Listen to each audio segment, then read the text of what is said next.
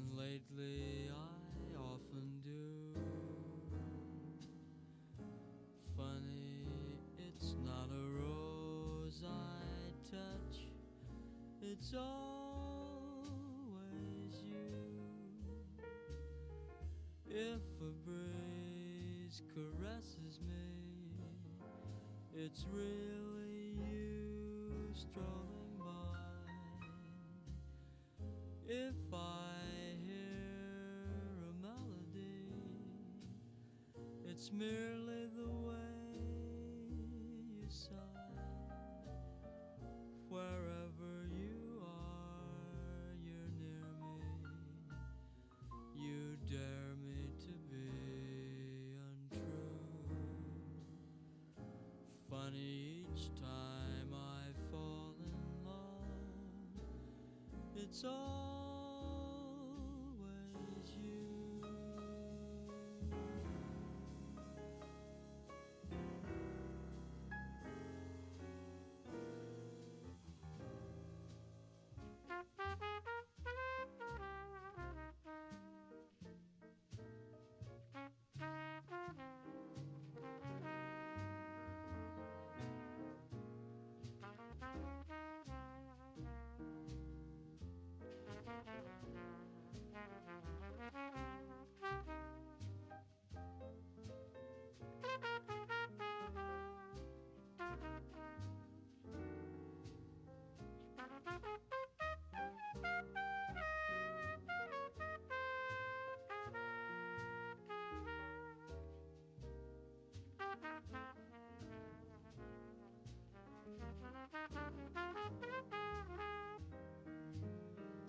If a breeze caresses me, it's really you strolling by. If I hear a melody, it's merely the way you sigh. Wherever you are, you're near me. You dare me to be untrue. Funny, each time I fall in love, it's always you.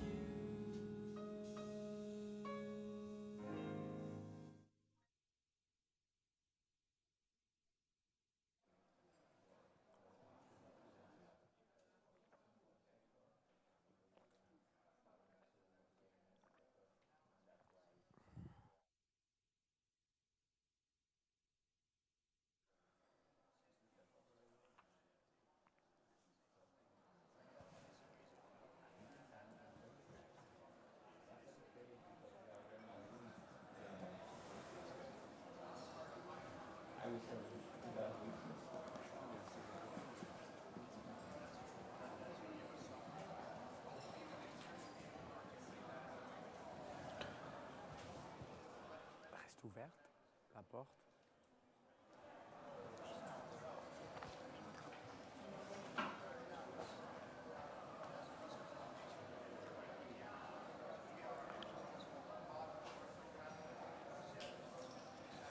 Well, I think we can start now. Good morning, ladies and gentlemen, dear colleagues, and the audience following through the web stream service of the Sustainable Energy Week. Thank you for joining us, and welcome to this energy session about the energy transition and one of its cornerstones, its human capital, the people working in the transitioning energy system, both at the present time and certainly in the very near future. Indeed, skilled workforce is essential for the success of the energy transition itself and for the furtherance of the Sustainable Energy Week energy system, of the future. And yet, shortage of skills is one of the most raised concerns in industry and among public institutions. Addressing this inadequacy is a priority for all energy stakeholders and a cross-cutting matter. Energy education should tackle key dimensions the key dimensions of the energy mix and the many different professional profiles working directly on energy matters. Energy education should be systemic, since systemic is the approach we follow for the transformation of the energy system. New approaches in both contents and formats are necessary. New technological advancements provide an excellent opportunity to bring them to life.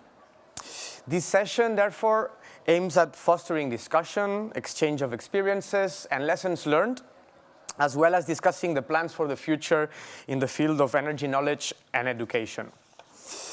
To address all of these aspects, we have gathered here together for you, our panel of experts and practitioners. Let me first thank you, all of you, for joining us, for accepting InnoEnergy invitation to share your experiences with us here today. Whether in the design, the provision, or the integration of recent graduates in their organizations, they all work in different aspects of energy knowledge, education, and skills. I would like to introduce you first to Mr. Vincent Berruto. Bonjour, Vincent. Monsieur Borruto is the head of the energy unit at the European Commission's Executive Agency for Small and Medium-Sized Enterprise, EASME. He's responsible for the energy efficiency focus area of Horizon 2020, a program that you may certainly know. His team is also managing the project supported under the Intelligent Energy Europe program, the EU sports scheme to unlock the potential for energy efficiency and renewable energies in buildings, industry, and transport. Prior to joining EASME, Mr. Berruto was dealing with energy issues in other services of the European Commission, as well as for the French government. Vincent will present the Build Up Skills Training Initiative, mainly for the building workforce, and discuss other relevant matters. Roberto Mariscal, muy buenos días, Roberto. Thanks for joining us as well. Roberto is the head of innovation at Iberdrola España. He began his career as an innovation management consultant, joining Iberdrola in September 27 in its newly formed innovation department. Since January 2017, he's also in charge of the new Young Entrepreneurs Program, designed and aimed at connecting with recent graduates in the energy network and fostering them further skills and the entrepreneurial drive. He will present all of these and the close link between Iberdrola and universities. Dr. Douglas Halliday, good morning, Doctor. Good morning. Thanks for joining us. Thank you. Dr. Douglas Halliday is director of Durham University's Multidisciplinary Center for Doctoral Training in Energy. He's a member of academic staff in the Department of Physics and undertakes research into new materials for thin film solar cells. He has published over 100 conference and journal papers and has contributed to postgraduate policy developments at national level in the UK and also at European level. He's also representing here today the EUA and InnoEnergy's project UNICEF and its sibling platform of universities engaged in energy research and education. He will thus share with us and discuss the challenges that universities face today towards the rapidly energy transition, and already some of the solutions and some of the initiatives that have been put forward. And finally, my direct colleague, Professor Frank Gillen. Guten Abend, Frank. Frank has extensive experience with research and development in the telecommunications and software technology sector, as well as in industry, university collaborative research and spin-off creation. In 2010, he was appointed Director of Incubation Entrepreneurship at iMinds, the leading digital incubator and business accelerator in Flanders, here in Belgium. Frank is Professor of Software Technology Entrepreneurship at the University of Ghent, and since the beginning of this year, of 2017, he is InnoEnergy's Director for Education. And as such, he will share with us what are the main driving forces behind InnoEnergy's education strategy and our plans for the future. So thank you again for joining us. We will start your presentations, if you think that's okay with Monsieur Berruto. I would please ask you to come back to the, and you can stay here, Vincent. feeling strange. Okay, I'm standing up then.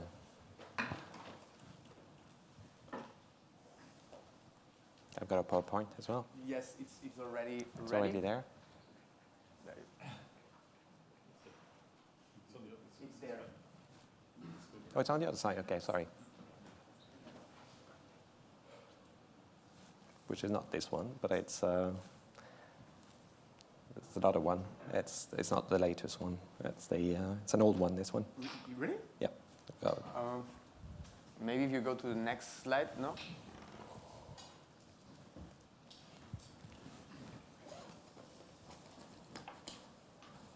Okay.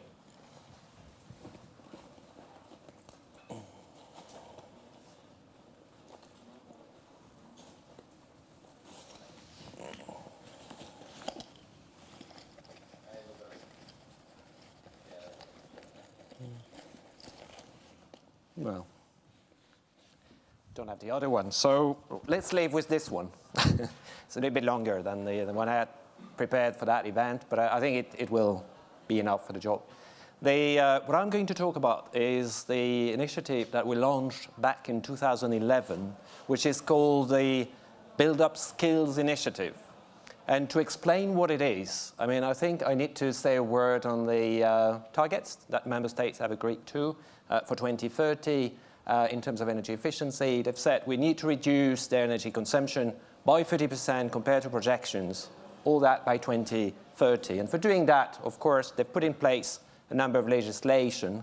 And important one in this field is the European Energy Performance of Buildings Directive, which set minimum energy efficiency requirements, the obligation to have energy performance certificates, inspection of heating and cooling system, and also requirement that all new buildings by 2020 should be nearly zero energy buildings. And when we talk about nearly zero energy buildings, we talk about the good insulation, paying attention to air tightness, installing heat recovery system in most cases, paying attention to thermal bridges, minimizing thermal bridges in houses. And that becomes a work that is very specialized and that needs a lot of attention from all the building workforce. And that was more or less the starting point of our activities. And we wondered, I mean, is the building workforce ready for undertaking that challenge and to move to nearly zero energy buildings? When we talk about the building workforce, we talk about a very large population. It's 6% of the total active workforce. And we're talking about a lot of different small and medium-sized enterprises. There are more than 3 million SMEs working in the field of building. So the aim of the initiative, which started in 2011, was to focus on a specific target group, which was made of building craftsmen and other on-site workers. And we did, at that time, an ex-ante analysis to review the situation in the member states and see whether that would make sense. And the results of that evaluation was that this was a relevant target group. There was a need to train that building workforce. And we started the initiative inside a program called Intelligent Energy Europe, which is a program that ran from 2007 to 2013 and had a lot of different activities, but some of the activities were targeted to energy efficiency in buildings because that's 40% of the energy used in Europe, and we know it's the most cost-effective way to achieve the energy efficiency target. And we had two pillars. We started with one pillar, which was about drawing national qualification platforms, and then we moved on to a second pillar, which started in 2013, which looked at qualification and training schemes. And we had exchange activities between the different players in the different countries. Let me say a word on the first pillar. That's the one which started in 2011. We thought there was a need to have all the stakeholders around the table in all the countries and see what we need to do and draw some roadmaps to train their building workforce until 2020. So we had experts not only from the building sector, but we also had experts from the energy sector, from the vocational training sector. And we had them all together talking to each other, mapping the existing workforce, saying what needs to be done for 2030, identifying the gaps, and seeing which professions need to be targeted in each of the different countries. And the situation obviously was different from country to country. Once they had done that, we asked them to draw a national roadmap, to draw a list of very concrete actions on what they should do to train their building workforce. And we asked them to have this roadmap endorsed at a high level in each member state so that it could serve as the guidance for the activities in the years to come. We started, the initiative was completely new in the Intelligent Energy Europe program, and we weren't sure how many countries would join the initiative in the first place in 2011. And I was at the agency already at that time, and I was very surprised to see that there were 21 countries joining in the first year. They received, of course, funding from the program to draw the roadmap and the gap analysis. And the rest of the country, the other 10 countries, join later on. And you see on the map that we covered all the 28 member states and two other countries, Norway and the former Yugoslav Republic of Macedonia. The main findings was that there was a slight shortage of staff, of workers by 2020 in most countries, but by far the main issue was the need for training the current workforce. And we estimated, adding up all the figures that we got from all the countries, from the gap analysis, that there were more than 3 million workers that would require upskilling by 2020. So that's quite a large number of workers. So that showed us that the activity was relevant. Important as well was was one of the main findings as well, the importance of developing horizontal cross-trade knowledge and skills. Having the plumbers know what the installers of the insulation system will do so that they can work together in a more effective way. And then we moved on from the Pillar 1, which was the analytical phase, to the second phase, which was Pillar 2, which aimed at setting up or reinforcing training schemes in each of the different countries. Then we got 21 countries on board for that Pillar 2, and they were receiving an additional source of funding for moving from the analysis to real action on the ground. And you see all the countries that were targeted in that second phase. I'll give you an example in Ireland, which was a country which started with us from the very beginning, from 2011. There they identified 60,000 workers in their roadmap, so they did their gap analysis. They decided, which I thought was smart, to focus on the trainers. So far they've trained 57 of them and give them the essential skills to be able to then train the building workforce. Interestingly, what they put in place, and which went online last year in June, was what they call the National Register of Qualified Workers. It's an interesting thing. It's a database, basically, where the workers, once they follow the training activities, can encode their qualification in the register, and then this is accessible to potential clients. So this is a way to reward the workers for the training activities that they've undertaken. The exchange meetings were quite instrumental because we had national teams working individually, independently from each other. So we gathered them once every 6 months for large meetings where they had the opportunity to exchange between countries. That's also the role of programs, European programs, to foster exchanges between the different countries. We wanted to know what were the results of the first phase of build-up skills. So we commissioned an independent evaluation of the scheme. That was done by a company called COWI. The report was released last year. It showed that about 1,800 people were mobilized altogether in the initiative. They surveyed more than 400 people, and 84% of them found the initiative very relevant. And it was the first time they said that such a gathering of people from education, energy, and constructions were meeting at such scale. And they also praised the gap analysis, which was unique and done at a European level for the first time. The 30 national roadmaps were of high quality, concrete suggestions. That was, I think, something very important in the build-up 1 phase, to have national roadmaps drawn and endorsed. The endorsement was really a key achievement, and that was very important to create a momentum in all the countries. And interestingly as well, some of the findings were integrated in other national initiatives. In Austria, I know that the National Climate Initiative is building on the build-up skills, making reference to it, same in Slovakia. The outlook, so what will happen next? The EU strategy on heating and cooling in February 2016 recommended to extend the work of build-up skills to other construction professionals, and to develop as well synergies with other EU programs. I mean, that's probably something which we haven't done sufficiently. The initial idea was to launch build-up skills and then try to make the link with the European Social Fund. I mean, in the European structural and investment funds in general, there's 30 billion euro which will be invested in training the building workforce between 2014 and 2020. And we would like some of this money to be used to train the craftsmen and other on-site workers building on the findings of build-up skills. And we keep pushing for it, but there's still scope for improvement there. And we keep supporting the activities under the Horizon 2020 programs, where we have an activity on construction skills, which is not only targeted to craftsmen, but also to middle and higher professionals, architect, engineers. That's part of the energy efficiency course.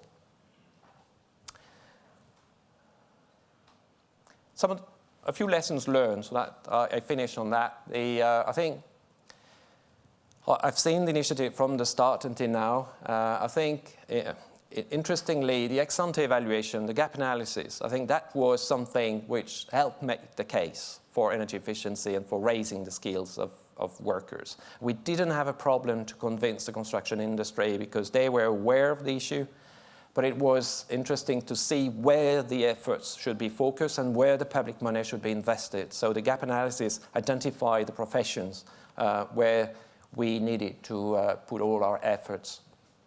The high-level endorsement was also critical because without the endorsement, no activities would have been undertaken under the Pillar 2. A strong buy-in from the stakeholders, and not just the construction industry, but also the education sector and the energy sector, was a driving factor, definitely, for the initiative.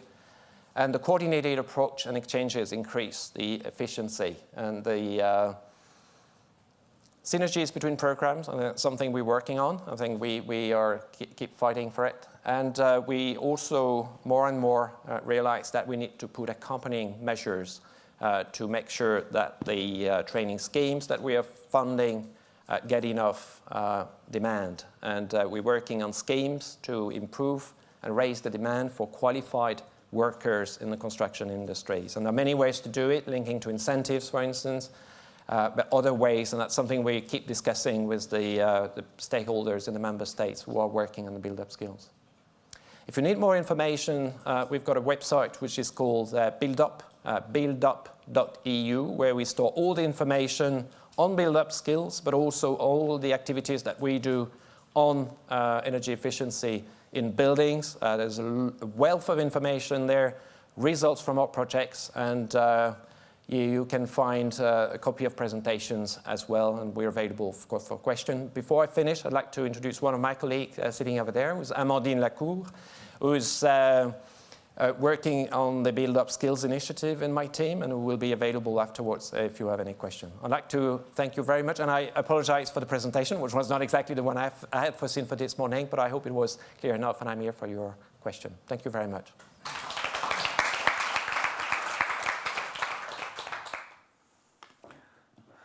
Roberto, please.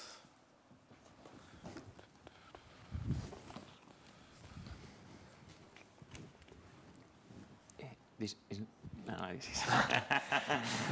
just have 3 slides, so I will share with you what we are doing at Iberdrola in order to address the future of the energy sector. We need new ideas, we need new talent, we need a new business model and technology, and I'm going to share with you a new program that we are launching this year. Let me share first. I just have 3 slides. This is the first one. in the last 15 years, we already invested 90 billion euros in renewables and grids. So we started doing the transition at our company years ago. The point is that we are now in a new growing stage period, and we could share with all of you the projects in which we are investing. We are investing in centralized generation, wind, offshore and onshore wind farms. We are investing in smart networks. We have more than 10 million smart meters already deployed in Spain. And we are also focused on everything that is around the prosumer or customer, new products and service. And all that because we think there is a lot of value to be created between the smart meter and the customer. There are a lot of new possibilities around here, and that's why we, at the Innovation Department, we need to address that challenge. At the Innovation Department, we improve the company today, and for example, we have different projects in order to reduce the operation and maintenance cost of the offshore wind farms and all that. We also have different projects in the smart meters in order to improve the quality of service of our distribution grid. It's very important, Vicente, the project you presented, because for us it is the same. In the past, we operate our grid in a very different way, and it's very important to train your team to operate in a new way. This is not just about technology. This is about changing the culture of the company in order to give a better service to the customer and do it in a more efficient way. But as I am saying, everything related with wind, with smart networks, it's very familiar to us. But everything related with the customer and what will happen in the future, and I'm talking not just about this investment period, I'm talking about the future, what will happen beyond 2020. I think that we need to help in the corporation, and we, like the Innovation Department, we need to help to build the company for tomorrow. And that's why we started in 2008 with a corporate venture capital called Perseo with 70 million euros to invest in a startup to help us to understand the future. We give them finance, but also we help them with access to our assets, to our customers. We want to be a partner of those startups. We learn a lot with them, and we have very good examples of how we have created value together. This is something we started in 2008. Here is Diego, the head of the program of Perseo, the venture capital. And we are very happy with the results we are obtaining for the company in order to understand the future. But I was talking about the smart meter, the customer, and everything related with the digital transformation. It is very important to think about how the future will be like for us and for our sector. And that's why we think that if you talk about digital, it is very important to engage more stakeholders. Not only the startups, but we think it could be a good idea to be closer also to the accelerators and also the students. And that's why I remember a meeting in 2015 with the team of InnoEnergy of education. They were very brave because we were discussing about how a big corporation could engage and could be close, and how we can increase the collaboration between a big company and the students. And we started doing the first edition of the Iberdrola Energy Challenge.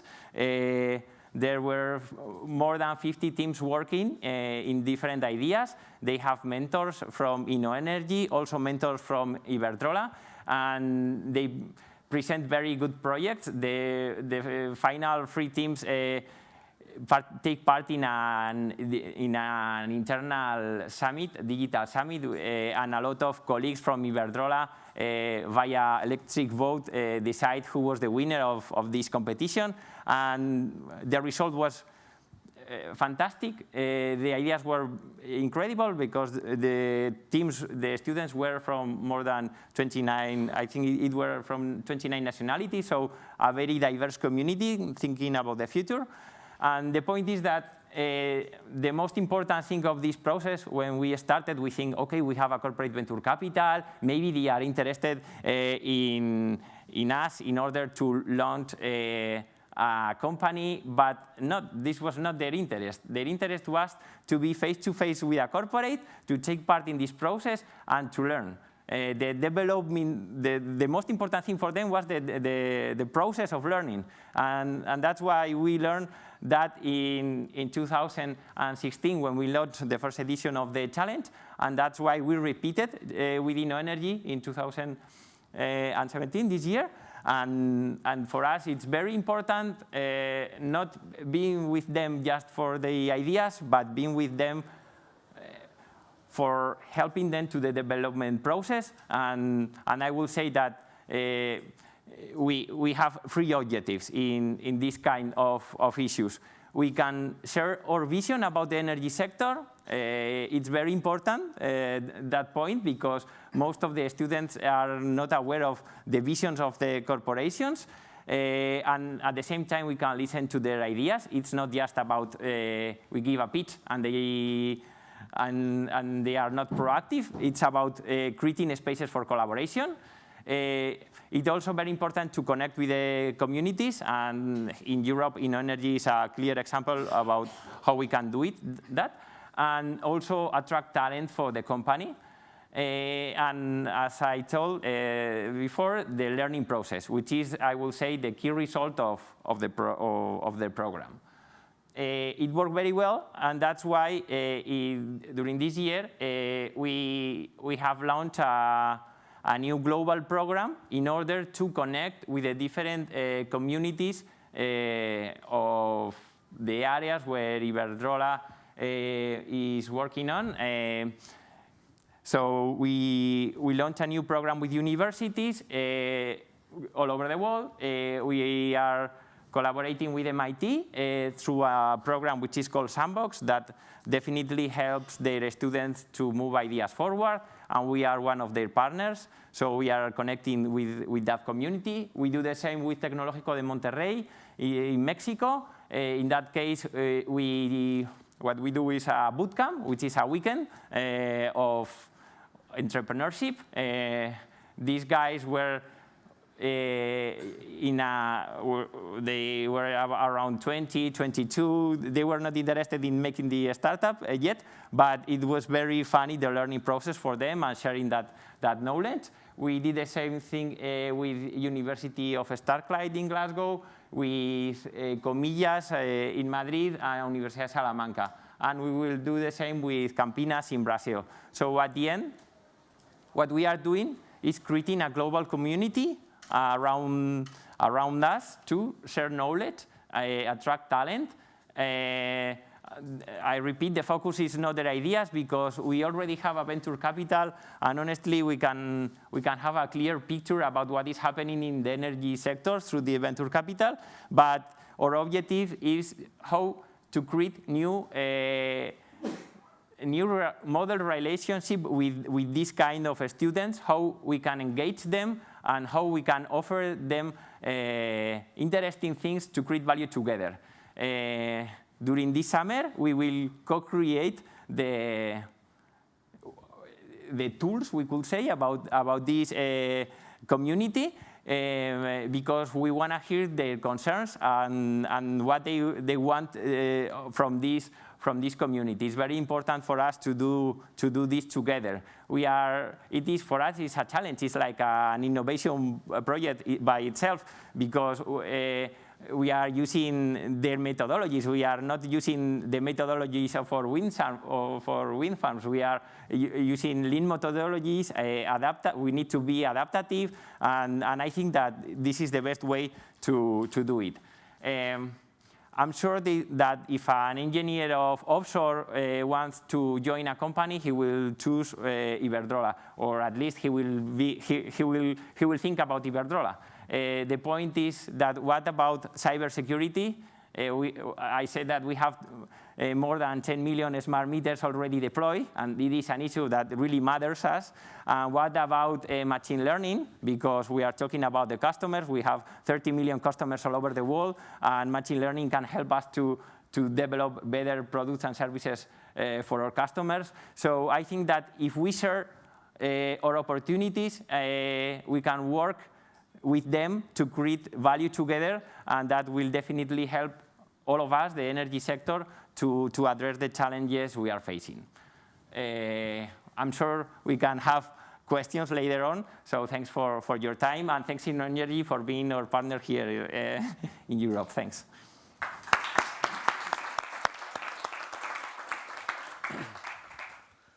Dr. Holiday. Well, those are the guys, the most important thing. No. Okay. That was your third slide, was it? Young entrepreneurs.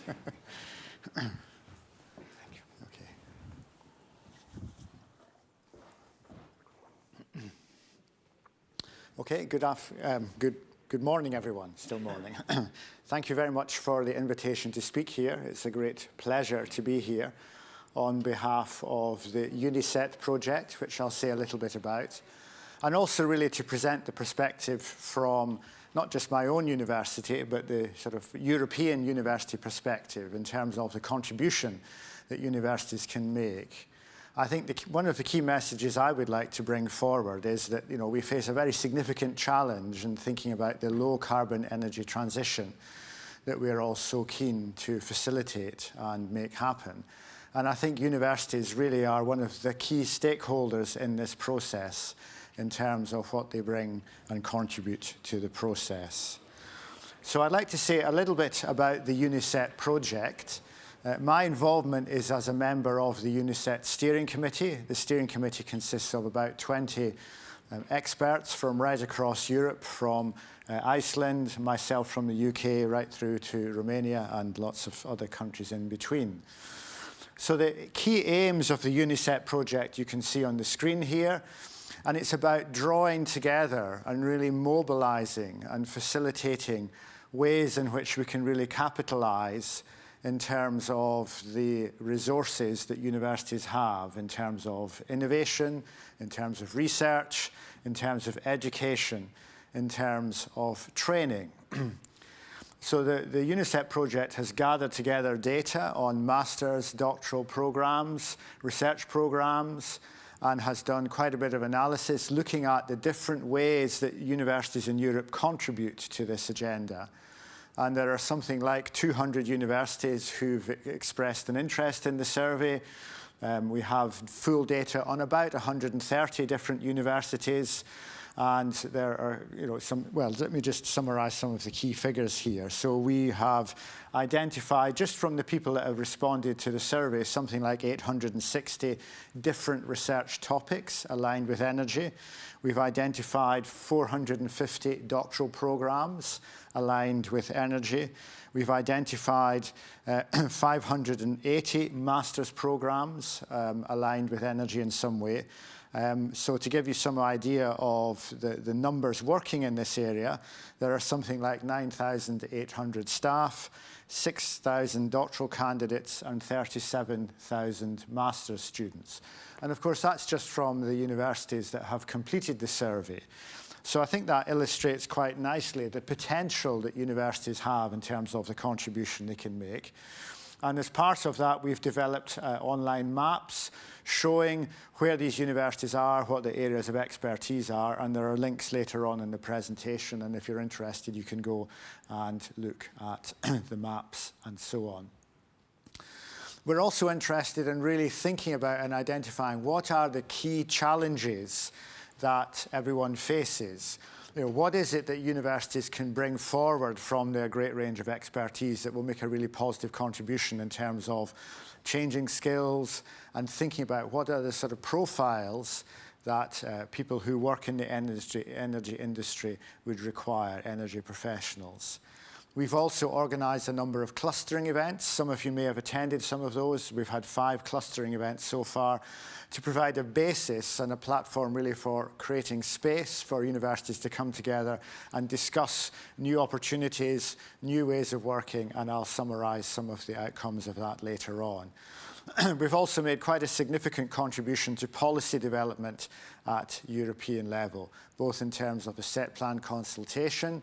So the EUA was able to facilitate through the UNICEF links response to something like 15 different consultations on the set plan, mobilized something like 60 different experts who were able to contribute to these policy documents. So, quite a significant scale in terms of pulling all this together. So here's an example of some of the things that I've talked about in terms of what we've done. We've developed some surveys, both a survey for industry and a survey for universities. Here's an example of what the atlas looks like when you go to the web link, which is later in the presentation. So you can see where these different universities are, and you can drill in and look at the areas of expertise. We've hosted workshops right across Europe involving industry, involving people who work in the energy sector, involving professionals, really to get a sense of what an ideal professional profile looks like. Here's an example of clustering events. This is the first clustering event we held in Trondheim last year. And we've had a number of clustering events which have been themed around the pillars of the set plan, so renewable energy, transport, buildings, and so on. And we've brought together experts from right across Europe to try and discuss and identify common ways forward. We've produced a roadmap for European universities in energy, setting out what we believe to be the key way forward in terms of actions that universities can begin to think about. And we've had a lot of input into the set plan consultation. So the final activity that the UNICEF project is working on at the moment is to develop a framework which sets out what we believe master's and doctoral programs and bachelor programs look like in terms of energy. So to give information to universities about what we recognize as being the best practice from across Europe to help them build and develop new structures. So thinking about how universities contribute to this agenda, I mean, we understand typically that universities offer programs at bachelor, at master, and at doctoral level, and there's quite a degree of alignment in those across Europe now because of the Bologna process. But in a sense, it goes beyond just information and learning. It's thinking about how you embed skills training in university education, how you create spaces for team working, how you encourage entrepreneurship. We heard in the previous presentation the importance of learning about entrepreneurial skills as part of a holistic understanding. And I mean, beyond just the sort of conventional programs that universities offer, I think universities have a really important role to play in terms of reaching out more broadly beyond just the students that study there. So for example, if you think about teacher training programs and the many hundreds of thousands of school teachers across Europe who are really seeking to influence and develop a child's understanding at a time in their life when they're very curious to find out about the world in which they live and the importance of understanding energy in their society today. So that's an important role that universities have, both in terms of teacher training, but also in terms of outreach into society. And I think the UNICEF project has recognized that outreach is also an important part of the way that universities contribute. And it's also a very valuable way in which you can add training into master's and doctoral programs by encouraging master's or doctoral candidates to go out and do some outreach themselves. And thinking about lifelong learning is also very important. So, a university education is not just about sort of preparing you for your career, although that's a very important element of it. It's also about a university should be a place where people can return to at various stages as their careers progress and as their needs grow and develop. So, thinking in the context of having a flexible workforce, thinking in the context of prosumers, thinking in the context of the importance of citizens in all of this. Universities, I think, play a really important role in terms of linking all those things together so that we can take this agenda forward. Now, clearly, there are lots of challenges ahead. You know, new technologies are being developed all the time. That requires new approaches, new ways of working, and new skills. So universities have to think about, you know, how can you develop a curriculum, a training program that is flexible, that adapts to the particular needs of a particular renewable energy technology or transport or buildings or industry or maybe even on the policy side of things. You know, so universities need to think about those things. And clearly there's an encouragement really to continue to expand this idea of research-based learning, entrepreneurship and innovation. You know, if you think of a doctoral program, so conventionally people imagine a doctoral program as a very specialist piece of study done over a period of maybe 3, 4, 5 years. And then a thesis was produced at the end, which maybe a small number of people might read and understand. But of course, you know, that's only one aspect of doctoral program, because what you're doing is it's not just about producing that piece of work, it's about training a skilled individual who has a very powerful suite of skills, such as analysis, such as being able to talk about and synthesize ideas, such as someone who can communicate, work in teams, and so on. So that's all a really important, integral part of what we're doing. And the UNICEF program has recognized that there is a real need to think about multidisciplinary aspects. You know, energy is a sort of complex problem with many facets. And, you know, my own research area is in solar PV, and, you know, there are a lot of solar PV technologies that could make a very significant contribution, as indeed could many other renewable technologies. But often the barrier for those being adopted and taking up is not so much a technical one, but maybe a societal one, a political one, policy, economic, and so on. So, you know, what we're thinking about in the UNICEF program is encouraging anyone who's involved in energy to begin to explore and have a much broader perspective of those issues. And it's about looking at holistic and systemic, system-wide perspectives and thinking about some of the really complex societal challenges that we face and how you can formulate a particular solution that slots in, bearing in mind, you know, some of the challenges that I've just mentioned. And the interface between technical solutions and society needs really careful consideration. You know, at my own university, we have an energy institute where we bring together geographers, anthropologists, together with engineers, physicists, mathematicians, and so on. So this sort of societal or socio-technical interface is really important in terms of facilitating and enabling new ideas and new approaches to emerge.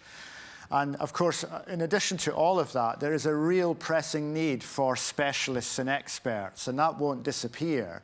So in addition to making sure that people have this broad, holistic view of the energy system from these different perspectives, it's really important that universities continue to offer state-of-the-art training, research programs to develop new knowledge and new skills. So in a sense, if you pull all that together, what does it mean for universities going forward? It's about innovation, it's about upgrading, it's about changing and developing and evolving their programs, really to meet the needs that we have identified. It's about encouraging universities to engage with societies more and more, listening to what the societal needs are, to collaborate, and to sort of formulate the training and the research in terms of what those needs are specifically. It's about adopting new models of learning and teaching. You know, the traditional model of a lecture theatre with hundreds of students and a person at the front works in some cases, but nowadays there are many different models of learning using new technology, using flipped classrooms, using all sorts of different approaches. So we are encouraging universities to think about those new ideas and make good use of new learning infrastructure. It's about breaking down disciplinary barriers. I mean, this would apply not just in universities, but in any sort of large organization. traditionally universities have been in different academic departments, but what we're seeking to do is to bring together people who have a real desire to focus on energy. And whether your background is as an engineer or a scientist or even a philosopher or a sociologist, economist, everyone has something to bring together. So it's about creating that sort of whole holistic solution from different perspectives. And it's about introducing much more flexibility into the structures that exist in our universities. So one of the ways that we are doing that is by developing a set of guidelines. We call them, well, you can see there that we've got a number of working groups, and these are the idea of new paradigms for higher education and research. So the UNICEF project has set up a number of working groups looking at different aspects of training and the need to think about how would an ideal or an optimum training program, either at master's or at doctoral level, how would that be structured? What sort of content, curriculum should be in it? What kind of skills training? What emphasis should there be balancing between focusing on a technical discipline and focusing on some of the other economic, political, and societal aspects that I talked earlier. So that's very much a work in progress and is ongoing.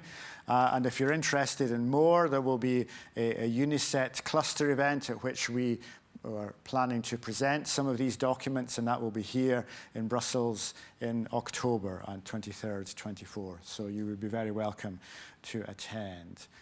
So then just finally from me, if you're interested in more information, there is a number of different channels and ways in which you can communicate with colleagues. And I should also introduce Lennart and Barana, who are sitting there in the third row, who work at the EUA and have been very effective at supporting the work of the UNICEF project.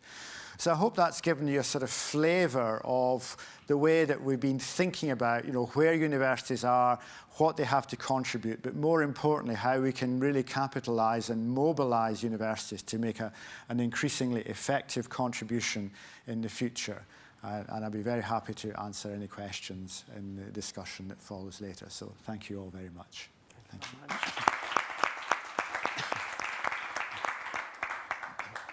Thank you. Frank.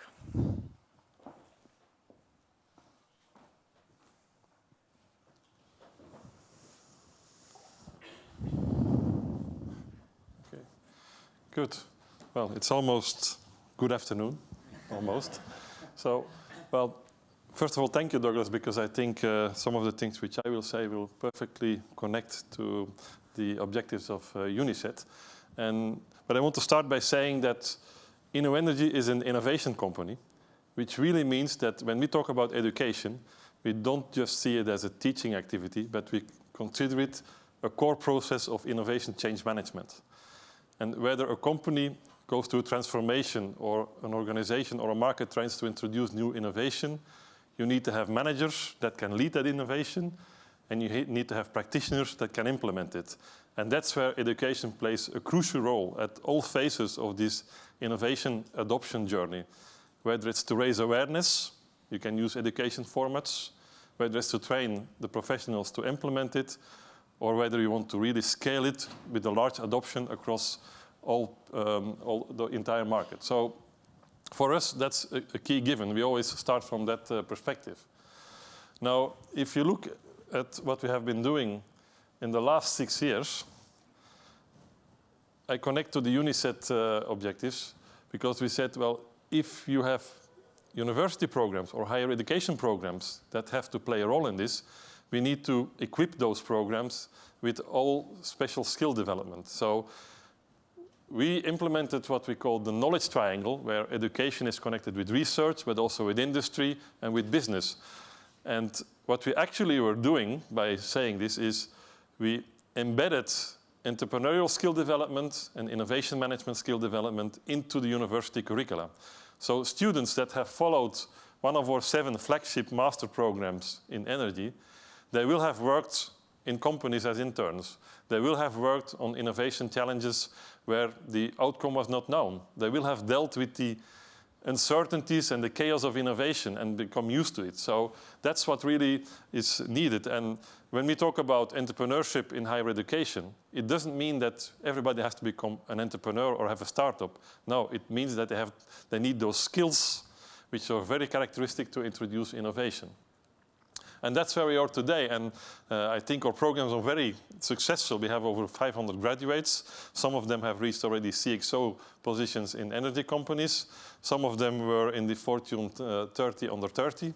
So I think this is really proving that this pays off, but it's not enough. I mean, we cannot just stop here, because when we talk about innovation and innovation today, there is one very important dimension that we are ignoring. And this is the fact that the pace of innovation is accelerating every day. And if we don't accelerate the pace of learning, there will be a complete disconnect. So we are focusing today on how can we organize learning at the speed of innovation.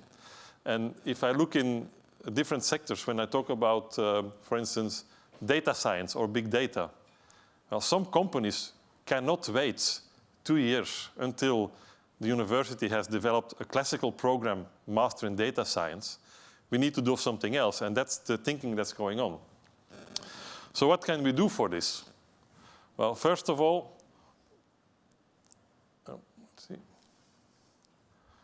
it's about innovating education with new formats, new content, but also becoming much more formalized. And the advancements in education technology allow us to do this today. And I think most of us has heard about the wave or the tsunami of MOOCs and massive open online training which would disrupt education. It didn't, but it showed us something very, very important, is that there are new ways of learning, and there is an audience for this new way of learning. So our next task today is all this innovation in education, how can we apply it in our education programs to be more effective in introducing innovation? And I've just put on one example. It's an advertisement from edX, one of the MOOC providers, who's also searching on how can we use this to the benefit of our people advancing their career. Well, they came up with this concept of a micromaster. And you may say, well, that's nothing new. But a micromaster is something you can do in 3 months. So they have designed programs online or online with coaching or online combined with campus, where in 3 months' time you can retrain in a certain area and become at least a basic professional in, for instance, cybersecurity for the energy sector. You don't have to take a full master of 2 years before you can start working. After 3 months, you can start working, you can go into industry, and we all know that once you're on the job, learning is much more efficient. So combining those short formats with learning on the job and then maybe after a year going back to become an expert or more advanced, which is then called stackable degrees, is really one of the formats which also InnoEnergy is looking at. For the simple reason, if you look at the changes that the energy sector is going through, we need to train so much people or retrain so many employees. We will not just find them graduating from college. We will have to complement the graduates with very efficient retraining programs for the employees we have. And then we will reach a full potential of the transformation of the energy sector and doing it at the pace that we would like it to do. So this is where the focus is of InnoEnergy today. We are looking at a number of programs which are in the category short professional trainings, but also then the business impact of the energy transition, and always combine innovative learning formats, which we really, I think we are, in some cases, we are pioneering them, because not all of them will work, that's for sure. So we invest in them, we try them out. But when they work, we can largely share this experience and those best practices with other education institutes, and hopefully this is our part of scaling the education, or our contribution to scaling the education and the education innovation, and we'll make the fact that we have more impact, reach more people, retrain more people, and make faster advancements in the innovation of the sector. So this is, in a nutshell, our program and our objectives. And if you have any questions, please feel free to contact me. And any questions will come, I think, after this one. Well, thank you very much. Thank you, Frank. Thank you very much to the four of you. Very interesting presentations. Apologies for the mistake on the presentation. I would like now to open the floor. I would like to welcome you back to your seats, and I would like to foster a bit of discussion among yourselves. If you have questions between yourselves or with our audience today, I don't know if everyone would like to shoot any question to our guest speakers. That lady here, do we have a microphone? There's a microphone on all the seats here. Perfect. Hello. Oh, wow. Hello, my name is Lovisa. I'm from Iceland, the Association of All Energy Companies in Iceland. Thank you all for your very interesting presentations. I have one question, perhaps most relevant to Mr. Halliday. Now that you have identified all the programs that relate somehow to the energy business, what about the next steps of introducing them to the public? Have you worked with marketing agencies to attract the best talent, or is that in pace? And if it's already been done, what has worked well and what has been less successful? Yes. Okay, well, at this stage, I mean, the focus was really gathering together the information. And I mean, I think one of the challenges is that we have a very diverse sector. I mean, the European University Association has something like 800 members. And of course, universities approach energy very differently. So I think what we have in terms of what I presented in the Atlas is a sort of repository of data. And I mean, the UNICEF program has provided some initial analysis of that, just really quantifying different areas and looking at the human capital and the investment of universities in terms of research program and training. I mean, I think your suggestion is a very interesting one. I mean, the UNICEF program hasn't yet gone as far as sort of publicly promoting that. I mean, to be honest, I'm not sure that was envisaged to be a part of the original project. But, I mean, I think it is an interesting principle that you set out, the importance really of, well, for two reasons. One is promoting what universities have to offer, because then I think it gives a more informed choice to people who are thinking about maybe entering university or maybe deciding what career options they have. But I think also to the wider society, because I think, you know, as I mentioned in my presentations, one of the ways in which universities can really help this agenda is they offer sort of points of contact that the public can have and can come to universities and can learn about research and can maybe develop a richer, more informed understanding of what some of the issues are. So I think the short answer to your question is probably no, but I mean, I think it's a very interesting idea and one that has a lot of potential. And the final comment I would make is that I think many universities have realized that, you know, reframing their own programs in terms of what we sometimes in our country and many others call grand challenges, of which energy is one. So at my own university, we have energy and society masters, but we also have masters in hazard and risk and so on. So, you know, those are not conventional academic disciplines that existed a number of years ago. So, I mean, I think that all points to the way that there's a growing recognition in universities of really the power of energy to draw people in. And I think, you know, I agree with you, there are a lot of potential benefits if that were promoted more widely.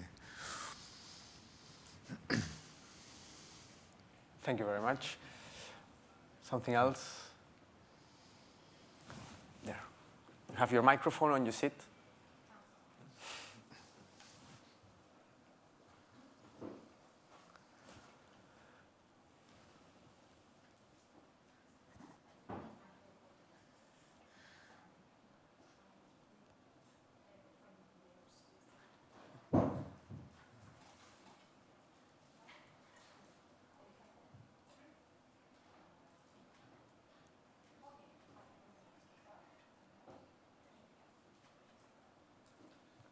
Sorry about that.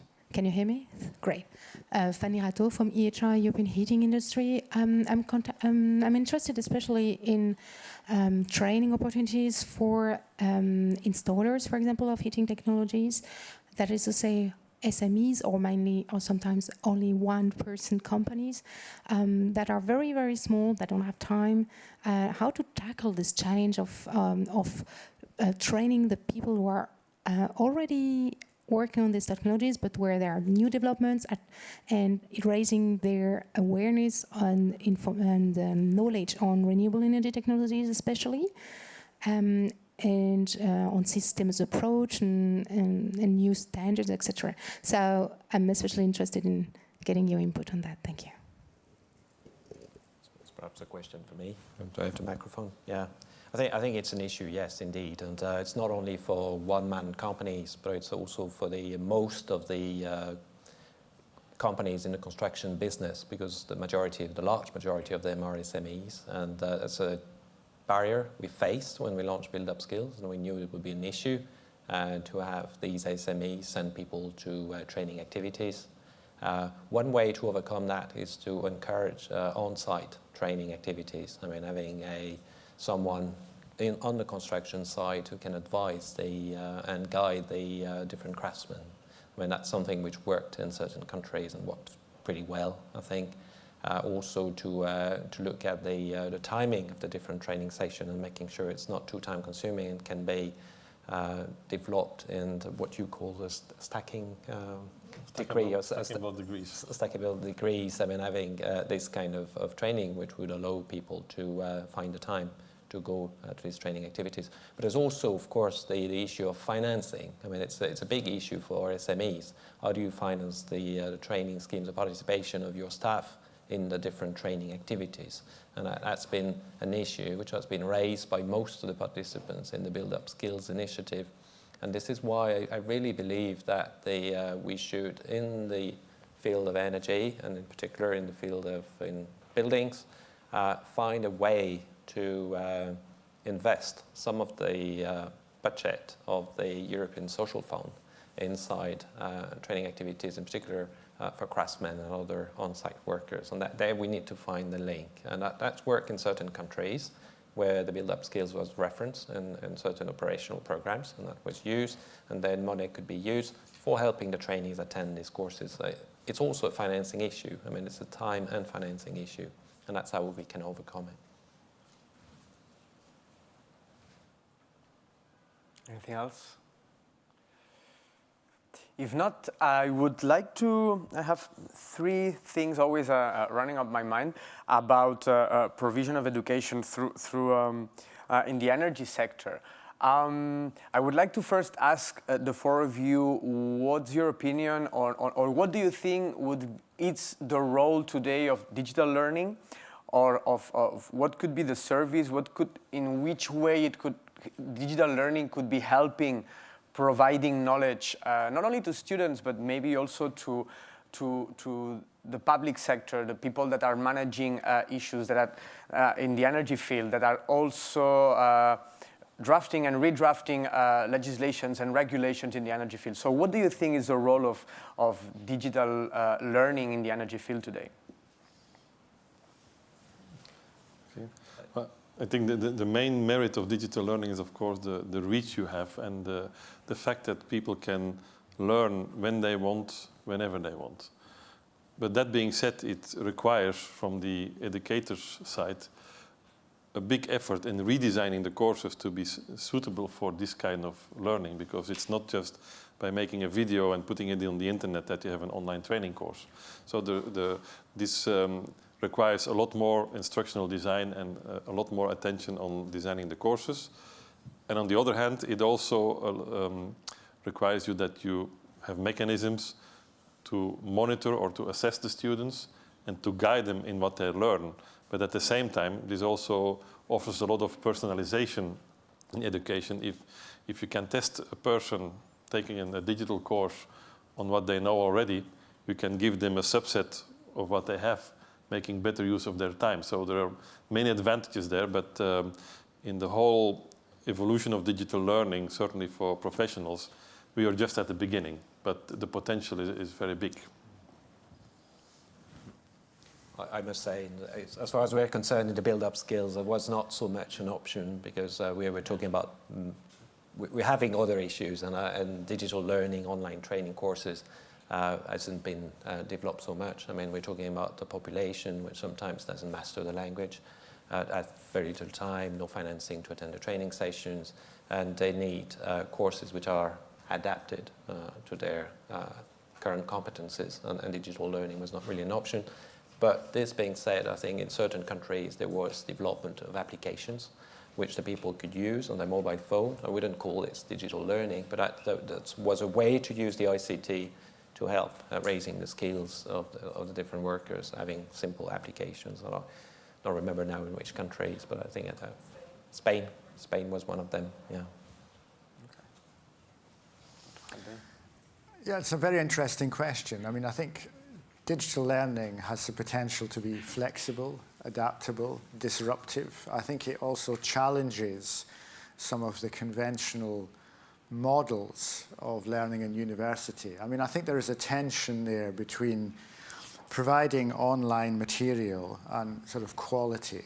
So for many universities, the challenge is, well, two challenges thinking about quality. One is the amount of time you need to invest to produce online material that replicates the level of the sort of face-to-face or experience on campus is enormous. It's a huge time investment. And also, I mean, I think built into university programs, there are many ways in which you can measure student progress, you can test them, you can certify quality, so that at the end, whatever the qualification or certificate is, there's a strong guarantee that sort of represents the skills or information that someone has. Having said that, I mean, I do agree, I think there is a lot of potential for online learning.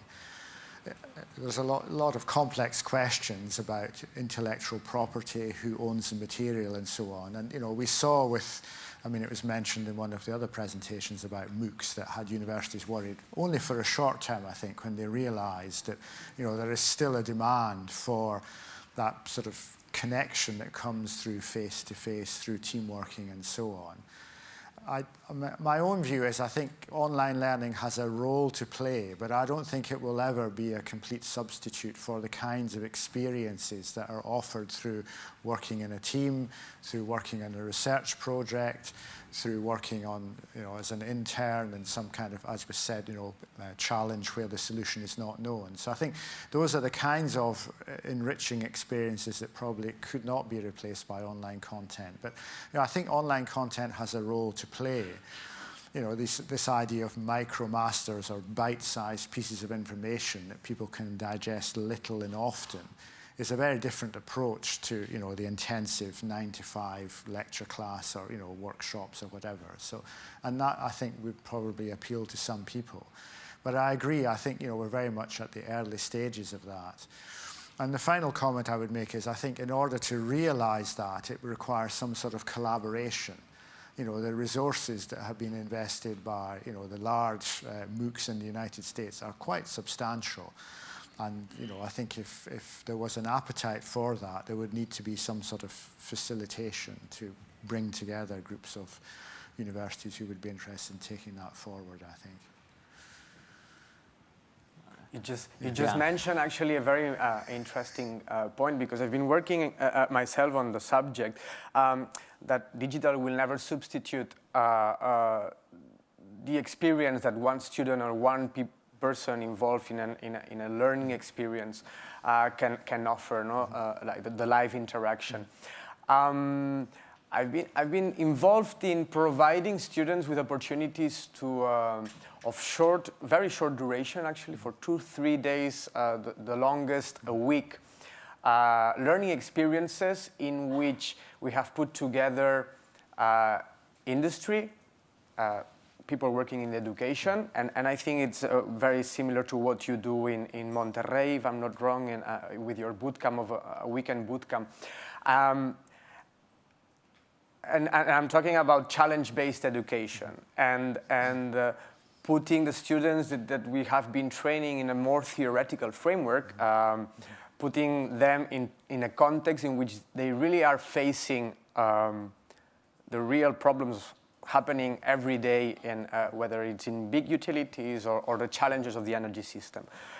Do you think that universities are evolving towards this kind of including in their usual traditional way of deploying knowledge among their students, because they, I mean, my small experience says that they give excellent results. I mean, students want to reach out to the real world as soon as possible. They want to be challenged, they want to be motivated, and they want to be in touch with people also from other disciplines that are looking at the same topics. Maybe if we're talking about engineers or student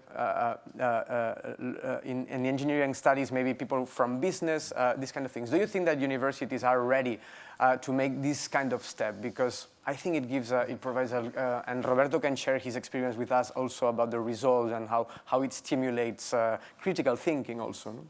I mean, I would say most definitely yes. I think the most forward-looking universities are definitely, or have embraced that approach for a number of years. So, for example, I'm aware of modules where we set team projects, and the brief is set by an external industrial company, and the solution is not known. And I think what students really enjoy are two things. One is facing or tackling what is perceived as a real-world problem. Not that we wish university education to be completely disconnected, but you know, there is a motivation for students for that. And the other really challenging thing for students is not knowing what the solution is. Because often students are assessed in written examinations where they know there is an answer that they have to then replicate and so on. So it's exposing them to this idea of using creativity, using imagination, of mapping out an unknown route towards what might be a possible solution. And you know, I was going to say it's very energizing. Maybe I shouldn't use that pun, but you know, when you watch students, they get really motivated by it. They get captured by that, and you know, that's often when students give feedback at the end of their programs. Those are the kinds of experiences that stay with them forever, because you know, those have really shaped and informed the way they approach, the way they think. Yes. So yes, I would agree. I think it's really important. In my opinion, in big corporation, it's something it's compulsory too. We need to move forward to that direction if we want to be more adaptive.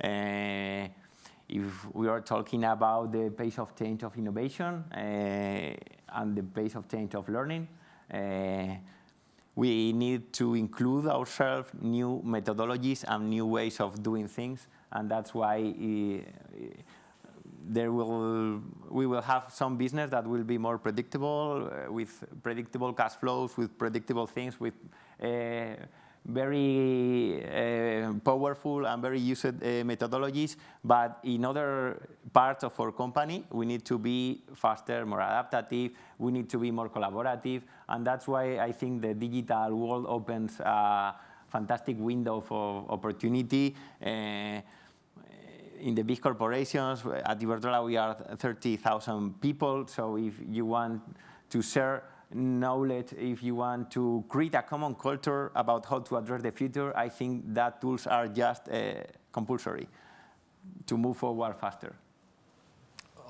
On the subject of project-based learning, I think we experience this kind of learning in another field that building was in the field of industries and energy efficiency in industries, in particular in SMEs. We supported one project which turned out to be very successful, which was born in the region of Nuremberg in Germany, and that was on the initiative of the Chamber of Commerce and Industry.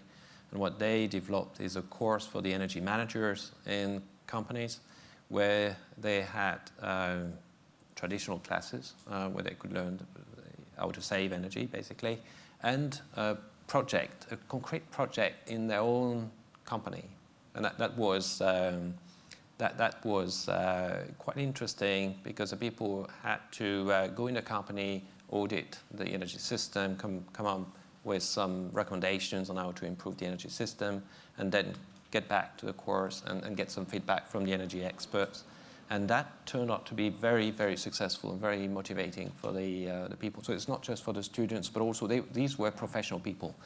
And they decided to extend the scheme. It was called EuroNet, and they extended it to other countries, 9 other member states. And now they go to Argentina, Brazil. And it's become a real success story, and that worked very well. Okay. Very good. Interesting. Let me complement. I completely agree with you. This is not just about the students. It's when you talk about mentorship, both learn, the student and the guy who is mentoring that team. Imagine a guy in an utility working for 10 years in the same thing, and I am saying 10 years, but I could say maybe 30 years, you know our sector. The fresh air, the fresh ideas, being in touch with teams with talent and with passion and with the ambition to move things forward, it's fantastic. So I think the learning process is not just for the students. Every colleague from our company that engaged in that program love it and want to be working in the project, because I think it's something, it's a real win-win activity. I would just like to connect that to the earlier question of digital learning, because I also agree that digital learning cannot stand by itself. But one of the formats which we are experimenting with for professionals is that they take an online course for 3-4 weeks, and then we have a face-to-face workshop where they bring their own project. And also that works very, very nice. So. Yes, I mean, I think the blending learning models offer a stepping stone really from where we are to where we want to be in terms of making greater use of online learning environment. Yeah. Very good. Finally, maybe there's a question. Please go ahead, please.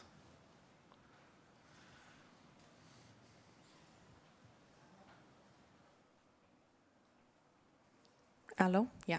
Hi, my name is Livia Mitke-Moraes. I'm an independent consultant. And it's very interesting to talk about building excellent professionals with silos breaking skills and everything. My question is, if you're not an entrepreneur, are the companies prepared to absorb this workforce of innovative with that innovative background and capabilities? Thank you. I think it's a fantastic question. And that's why when I present what we are doing, I talk about an adaptive approach, a lean approach, and we want to create with that guys the next steps, because I'm sure that it will depend on the team. If we include that team in a big corporation, we will kill them.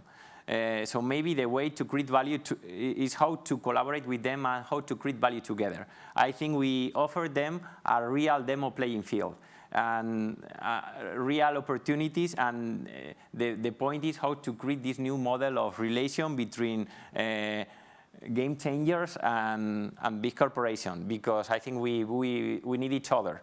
So I agree with your question, because it depending on the entrepreneurs, if they join us and if they join one of our teams in a business area and all that,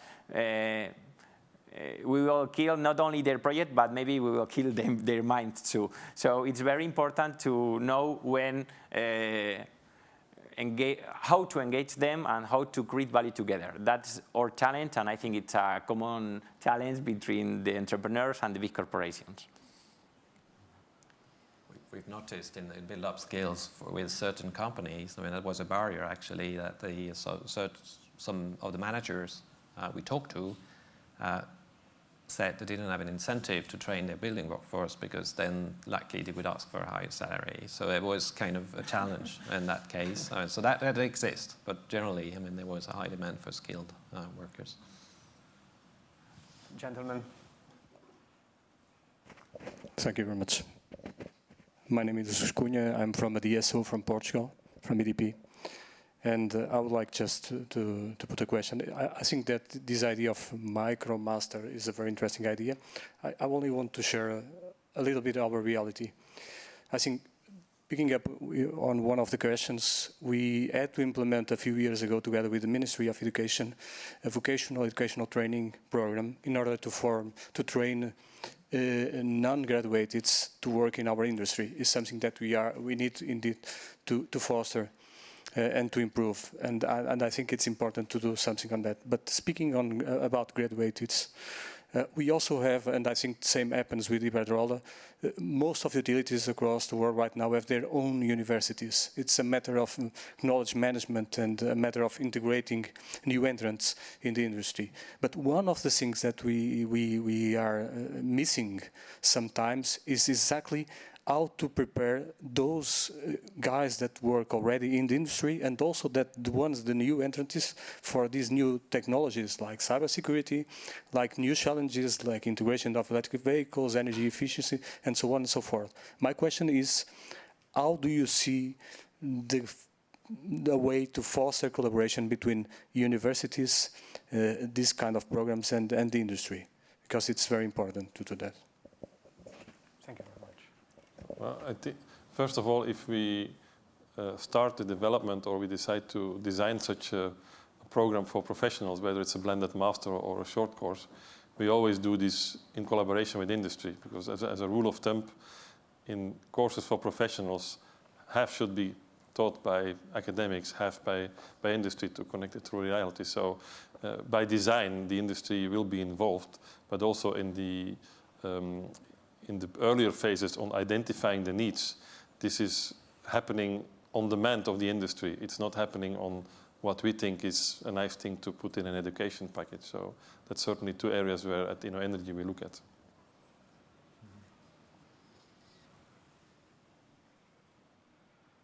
Anything else? Well, so maybe to conclude, I would like to raise a bit of a very concrete and very abstract question at the same time. Because we have many, many different types of energy professionals, people working in energy. But for you, if we try to simplify a lot, what is the energy professional of the future? What are the qualities that an energy professional of the future will be required? That is already today, not even the future today. What does someone in energy need to know, aside from the most technical perspective? What are maybe what we like to call the soft skills? What do they need to know? Well, I mean, I could start to answer that partly from my own perspective as someone who runs a doctoral program that's multidisciplinary in nature at my university, at Durham University. And that was set up really because there was a recognition that if you're training researchers in renewable technologies such as wind turbine or solar PV or smart grids or in some particular technical area, that in isolation, that will not make the fullest contribution that it could do. So we are very much of the view that we would like our researchers to understand how energy engages with society, to understand something about the political framework within which energy sits, to understand something of the economics and the different models that our different energy systems use in our different countries. So, for me, I think it's someone who, well, I can summarize it this way. For me, doing a PhD, it's like looking down a microscope and the magnification gets ever higher and the area of view gets smaller and smaller. So we want someone who can do that, but also can take the view from, 30,000 feet and can view, so it's someone who can take both that broad perspective, but also someone who is really going to make a contribution in a particular area that they've chosen to study and work in detail. And I think for me that, bringing those together, it's not for everybody. We interview students who, don't seem to understand the significance of having a broader perspective. Because in a sense, in order for that to work, you need people who are willing and able to respect views from different disciplines. And sometimes in academia, views can be quite focused and quite compartmentalized, and that's not really for us. So what we want are people who have a willingness to listen to what an anthropologist or a geographer or an economist might say, even although they're maybe an engineer or a physical scientist. And when we put those people together, it's amazing because they learn to communicate using different kinds of language than they would use in their sort of home environment, as it were. And for me, those kinds of breadth of skills, I think, are really important. And to me, that replicates, in a sense, what they will experience once they leave their education and training and go and work in a sort of industrial or a sort of environment. So, yeah. Oh, go ahead. Oh, it's interesting what you said for the higher education, because that would apply as well for the low-skilled workers. I mean, that's something we've noticed as well. The worker of the future is the one who will know very well his or her field, but be also curious about the other professions. And especially in the field of building, because we've got different professions working on the same building site, it's important that they know what the others are doing, and to make sure that in the end the work is delivered according to what was expected and as a high quality. And this is one of the findings, if you remember, that we found after the Pillar 1 of the Build Up Skills initiative. There was a need for cross-trade knowledge and skills. Interesting. Yeah, I would certainly elaborate on the same thing, giving the multi-dimensional aspects of energy. Somebody who becomes an energy professional in the future needs to be capable of working in those mixed teams, and the soft skills of communicating and working across borders and across disciplines. I mean, it may sound easy, but it's very difficult. I mean, if you put an engineer together with an economist, they speak different languages to start with, and so that is the first step we need to do, get them on the same level that they understand each other and then really can work together. Maybe through a practical approach, right? Yeah. Putting them the same challenge, how they approach it together, for example. And the challenge-based education is ideal for that. Yes. Yes. Well, thank you very much, gentlemen. Thank you very much for your presentation. Thank you very much for your contributions. I think we made a good overview of what's going on, of what we should be going towards. So I think that mission accomplished.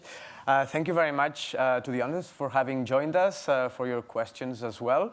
And I hope you enjoy the rest of the Sustainable Energy Week. And see you next year, most likely. Thank you very much.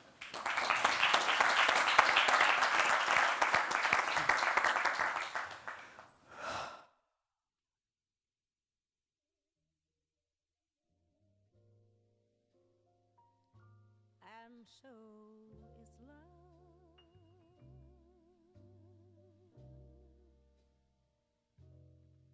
And so is love.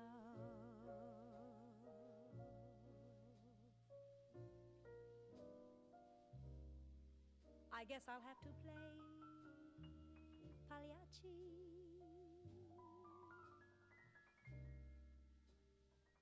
and get myself a clown's disguise,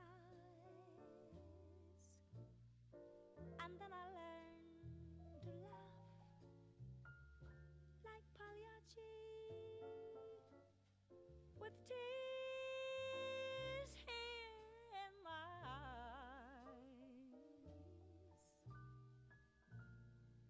You look the same.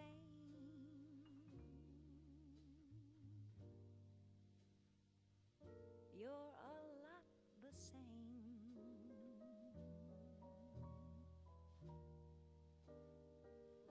But my heart says no.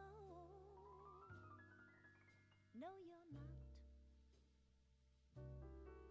You're not the same. I'm afraid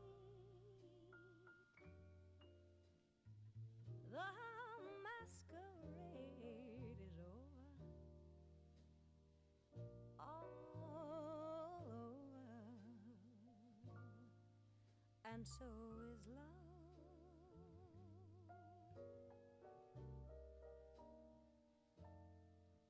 And so is love. It's all